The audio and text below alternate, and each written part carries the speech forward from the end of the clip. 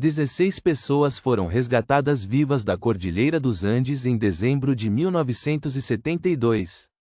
Mas quando os jornalistas perguntaram o que eles comeram para sobreviver por 72 dias na neve, todos responderam a mesma coisa: queijo e chocolate. Era mentira. E eles combinaram essa mentira antes de descer a montanha. Pensa nisso por um segundo. Pessoas que acabaram de ser salvas, exaustas, famintas, traumatizadas, e a primeira coisa que fizeram foi sentar e combinar uma história falsa para contar ao mundo.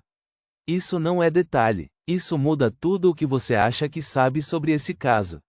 O que aconteceu naquelas montanhas foi encoberto por 2 meses inteiros. Não pelo governo, não pela mídia, pelos próprios sobreviventes. E o motivo deles é muito mais complexo do que qualquer manchete que você já leu sobre esse assunto.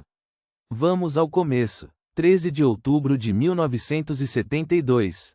Um avião Fairchild FH-22 Siete da Força Aérea Uruguaia decola de Montevidéu com 45 pessoas a bordo. A maioria era o time de rugby Old Christians, jovens universitários indo para um amistoso no Chile. Tinham entre 18 e 25 anos. Eram filhos de famílias católicas tradicionais do Uruguai. O piloto tentou cruzar os Andes por um corredor estreito chamado Planchon. Mas havia nuvens. Ele calculou mal a posição. O avião colidiu com um pico a mais de 4.000 metros de altitude. A cauda se separou. O corpo principal da aeronave deslizou pela neve como um tobogã e parou à beira de um precipício. 33 sobreviveram ao impacto inicial. Mas as noites nos Andes chegavam a menos 40 graus Celsius. Sem comida, sem equipamento, sem comunicação. As buscas foram canceladas depois de 8 dias. As autoridades acharam que era impossível alguém ter sobrevivido. E é aqui que o segredo começa. No 17º dia perdidos na neve, um dos sobreviventes chamado Roberto Canessa tomou uma decisão que mudaria tudo. Canessa era estudante de medicina. Ele entendeu antes de todos os outros que sem proteína, eles morreriam em questão de dias. E havia uma única fonte de proteína disponível naquele lugar. Os corpos dos colegas mortos estavam preservados pela neve. Perfeitamente conservados. Como se a montanha tivesse criado um congelador natural. A conversa que aconteceu naquele dia foi descrita depois como a mais difícil que qualquer um deles já teve. Vários choraram. Vários se recusaram. Um deles disse que preferia morrer do que fazer isso. Mas Canessa apresentou um argumento que ninguém conseguiu rebater: se eu morresse aqui, eu gostaria que meu corpo servisse para que meus amigos vivessem. Eles rezaram, e depois fizeram o que precisavam fazer para sobreviver. Isso não é um detalhe grotesco para chocar você. Isso é o ponto central de toda a história. Porque é exatamente essa decisão que eles esconderam do mundo por 2 meses inteiros. Se isso te surpreendeu, se inscreve no canal.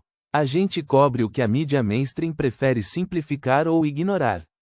Agora vem a camada que quase ninguém conta direito. Quando os 16 sobreviventes foram resgatados em dezembro de 1972, eles não eram ingênuos. Sabiam exatamente como o mundo ia reagir. Eram católicos. Sabiam o que a igreja dizia sobre isso. Sabiam o que a imprensa ia fazer com essa informação. Então combinaram a história do queijo e do chocolate. Funcionou por exatamente 61 dias. Foi um jornalista chileno chamado Cândido que descobriu a verdade no início de 2000. Espera, não, foi em janeiro de 1973. Menos de 2 meses depois do resgate. Uma das famílias dos mortos começou a fazer perguntas. Os corpos não foram encontrados inteiros. As contas não fechavam. Quando a verdade veio à tona, a reação do mundo foi exatamente o que eles temiam. Alguns jornais chamaram de canibalismo. A palavra mais carregada possível. A mais desumanizante. Mas aqui está o que os sobreviventes disseram, e o que mudou a opinião de muita gente na época. Nando Parrado, um dos mais conhecidos, explicou assim: nós não comemos nossos amigos. Nós recebemos deles o maior presente que um ser humano pode dar a outro. A vida. A Igreja Católica, surpreendentemente, concordou. O Vaticano se pronunciou dizendo que o ato não constituía pecado. que em condições extremas, a sobrevivência é uma obrigação moral. Mas o que nunca foi devidamente discutido é o seguinte: por que a mídia demorou tanto para ir fundo nessa história? Porque o lado humano, as conversas, as rezas, as dúvidas, foi substituído pelo sensacionalismo do canibalismo nos Andes. Porque a versão chocante vende mais do que a versão verdadeira. E a versão verdadeira é esta: um grupo de jovens que nunca tinha enfrentado nada além de um campo de rugby tomou uma decisão coletiva, ética, agonizante. Eles debateram, eles rezaram, eles estabeleceram regras, nunca os rostos, nunca as mãos. Eles preservaram a dignidade dos mortos da melhor forma que conseguiram. E depois, já resgatados, sentiram vergonha não pelo que fizeram, mas pela forma como sabiam que o mundo ia interpretar. Essa vergonha diz mais sobre nós do que sobre eles. Pensa nisso: você teria sobrevivido? Não fisicamente, mentalmente. 72 dias numa montanha de 4.000 metros, com frio de -40 graus, vendo seus amigos morrendo um por um, tomando decisões que nenhum livro te prepara para tomar. Nando Parrado e Roberto Canessa eventualmente desceram a montanha a pé, 10 dias caminhando pelos Andes sem equipamento, para buscar ajuda. Encontraram um tropeiro chileno chamado Sérgio Catalã, que levou a mensagem às autoridades. O resgate aconteceu em 22 de dezembro de 1972. 52 anos depois, os sobreviventes ainda se reúnem todo ano.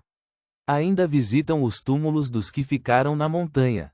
Ainda carregam algo que nenhum de nós consegue imaginar completamente. A pergunta que fica é simples e incômoda: o que você estaria disposto a fazer para viver? Se você quer entender outros casos onde a versão oficial esconde a versão humana, clica no próximo vídeo. A gente não simplifica. A gente vai fundo.